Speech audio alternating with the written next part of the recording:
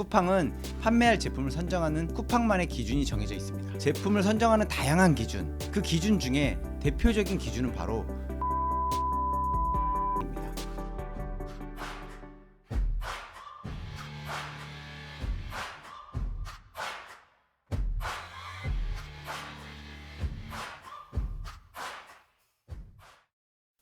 안녕하세요, 광마스터입니다. 먼저 많은 분들의 구독과 응원에 감사드립니다. 앞으로도 광마스터의 온라인 창업 성공 스토리, 나만의 리얼 노하우, 스타트업 튜토리얼 등 다양한 컨텐츠를 통해 많은 분들께 응원과 관심에 보답드릴 수 있도록 최선을 다하겠습니다. 오늘은 나만의 리얼 노하우 그 첫 번째, 우리가 로켓의 상품을 제안하지만 쿠팡이 잘 받아주지 않는 이유, 내 상품이 잘 등록되지 않는 이유, 그 이유가 무엇인지 알아보도록 하겠습니다. 그 전에 쿠팡 로켓 배송의 판매 방식에 대해 간단히 설명드리도록 하겠습니다. 쿠팡에는 크게 로켓 배송, 마켓플레이스, 제트 배송 세 가지의 대표적인 판매 방식이 있습니다. 로켓 배송은 판매 중개업 구조의 오픈마켓과는 다르게 직매입 구조로 쿠팡이 공급 계약을 맺은 리테일 업체로부터 직접 물건을 매입하여 소비자에게 판매, 배송하는 사입 방식으로 쿠팡이 상품 보관, 재고 관리, 배송 관리, 반품 관리 및 CS 등 전 과정 직접 결정하고 전담 관리하는 판매 방식입니다. 마켓플레이스는 쿠팡에서 제공하는 판매 중개업 오픈마켓 서비스로 판매자 누구나 직접 입점하여 빠르게 상품을 등록하고 가격, 배송, 보관, 재고 관리 및 CS 등 상품에 대한 전반적인 관리를 판매자가 직접 관리하는 판매 방식입니다. 제트 배송은 쿠팡 직매입 상품에만 적용되던 로켓 배송 풀필먼트를 오픈마켓 판매자에게 제공하는 물류 서비스로 입고된 상품의 물류와 배송 CS를 쿠팡에서 대신 관리해주는 로켓 배송과 마켓플레이스의 장점을 모아놓은 판매 방식입니다. 단, 쿠팡 입장에서의 장점만 모아놓았다는 점 주의하시기 바랍니다. 제트 배송에 관한 이야기는 차후에 따로 좀 더 자세히 말씀드리도록 하겠습니다. 쉽게 말씀드리면 로켓 배송은 쿠팡이 물건을 사서 고객에게 판매하는 방식, 마켓플레이스는 판매자가 직접 고객에게 판매하는 방식, 제트 배송은 판매자가 로켓 배송 물류 시스템을 이용하여 판매하는 방식이라고 볼 수 있습니다. 앞에서 말씀드린 대로 로켓 배송의 판매 방식은 사입 구조로 쿠팡과 공급 계약을 맺은 리테일 업체가 상품을 제안하면 쿠팡은 자체적인 기준을 근거하여 세 단계를 거쳐 상품 공급 계약을 결정하게 됩니다. 1단계는 쿠팡만의 AI 시스템을 통해 이 제품이 가격 경쟁력이 있는지, 시장성은 있는지, 자체적인 기준에 맞는지 등 다양한 데이터를 가지고 비교하고 분석하여 판매할 만한 상품인지를 결정하게 됩니다. 보통 1단계가 통과되면 대부분의 상품은 판매 공급 계약이 체결됩니다. 2단계는 온보딩 팀에서 제안한 제품의 컨텐츠 및 고시 정보 등 제품의 정보를 검토하여 이상이 없는지, 수정할 사항은 없는지 확인하는 과정을 거치게 됩니다. 3단계는 쿠팡 물류센터의 공간과 스케줄에 맞춰 주문량을 정하고 일정을 정하여 발주를 배정하게 됩니다. 쿠팡은 이렇게 제품을 매입하여 고객에게 판매하기 위해 판매할 제품을 선정하는 쿠팡만의 기준이 정해져 있습니다.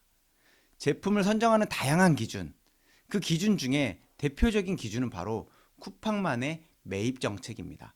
그렇기 때문에 쿠팡의 매입 정책에 부합하지 않을 경우 제안한 그 제품은 반려되게 되는데요. 그럼 쿠팡의 매입 정책에는 어떠한 것들이 있는지 알아보도록 하겠습니다. 쿠팡의 매입 정책, 그 첫 번째 기준은 포화도입니다. 마우스를 예로 들어보도록 하겠습니다. 로켓 제품 리테일 공급업체가 쿠팡에 최신 마우스 제품을 제안했다고 가정해 보겠습니다. 그러면 쿠팡은 자체적인 시스템 안에서 제안받은 마우스가 경쟁력이 있는지, 시장성이 있는지 등을 다양한 검토를 거쳐 마우스의 판매 계약 여부를 결정하게 되겠죠. 그런데 이미 쿠팡에서 매입해 놓은 마우스 제품의 종류가 너무 많다면 더 이상 매입할 필요가 없다고 판단하게 되는 거죠. 쿠팡이 이미 포화 상태인 마우스를 추가로 매입해서 더 과열된 시장을 만들려고 할까요? 아니면 마우스가 아닌 비어있는 다른 카테고리의 제품을 받아주고 여러 가지 제품으로 상품 종류의 구색을 갖추려고 할까요? 그렇기 때문에 내가 제안하는 제품이 아무리 가격 경쟁력이 좋고 품질이 우수하고 새로 나온 제품임에도 불구하고 쿠팡이 너무 포화된 카테고리의 제품은 반려하게 되는 것입니다. 네이버는 내가 상품을 등록하면 그 상품의 순위에 따라 그게 1페이지든 10페이지든 100페이지든 뒤로 가면 어딘가에 내 제품이 노출되어 있는데 쿠팡은 네이버나 다른 플랫폼과 다르게 모든 제품을 노출시켜 주는 것이 아니라 제품을 한정된 페이지 안에서만 노출시켜 주거든요. 그렇기 때문에 쿠팡은 시장성 있는 제품이라도 과다하게 받아주기보다는 다양한 카테고리의 제품을 골고루 받아주는 편입니다. 물론 모든 카테고리가 시장성이 좋은 건 아니기 때문에 제품을 받아준다고 꼭 좋은 것은 아니겠죠. 쿠팡의 매입 정책 그 두 번째 기준은 시즌성입니다. 우리가 판매하려는 제품 중에 시즌적 이슈가 없이 사계절 내내 판매되는 제품이 있는가 하면 특정 시즌이나 이벤트성 기간에 판매되는 제품들이 있습니다.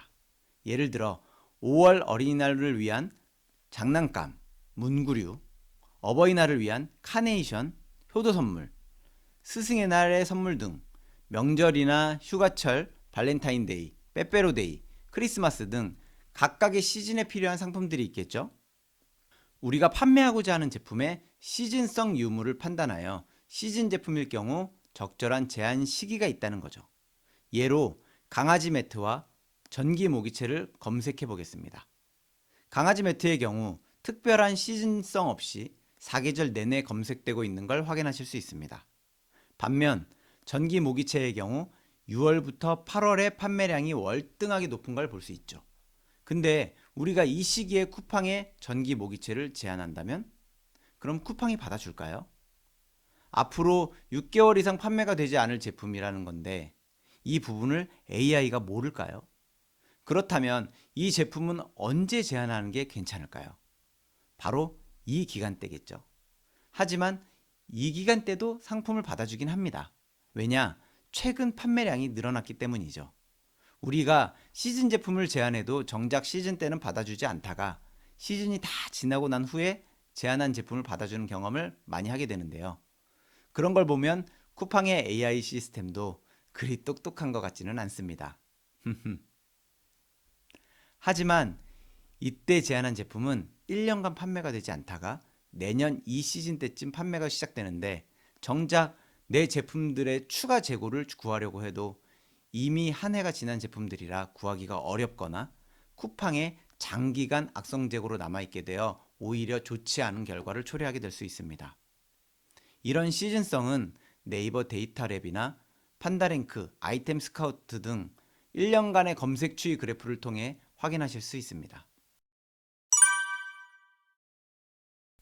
오늘은 우리가 로켓에 상품을 제안하지만 쿠팡이 잘 받아주지 않는 이유, 그 첫 번째 기준인 매입 정책 중 포화도와 시즌성에 대해 알아보았습니다. 물론 이 외에도 매입 정책 기준에는 카테고리 미스매칭이나 동일 상품 등록 거절 등 다양한 이유들이 있지만 가장 대표적인 두 가지 이유를 설명드렸는데요. 다음 시간엔 여러분들이 쿠팡에 제안한 제품들이 반려되었을 때 반려 사유를 보게 되면 이게 무슨 소리지 하게 되는 대표적인 반려 사유 3가지에 대해 좀 더 자세히 알아보도록 하겠습니다. 오늘도 유익한 정보 함께 시청해 주셔서 감사합니다. 앞으로도 나만의 리얼 노하우를 통해 더 유익한 정보 나눌 수 있도록 노력하겠습니다. 이상 광마스터였습니다. 감사합니다.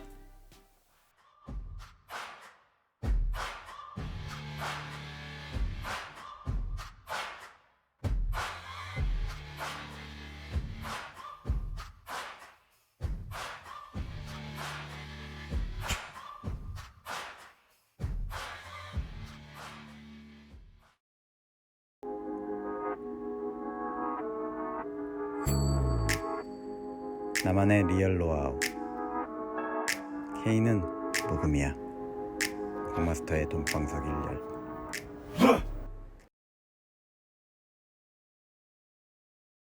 도전하지 마, 씨. 내가 다 해먹을 거야.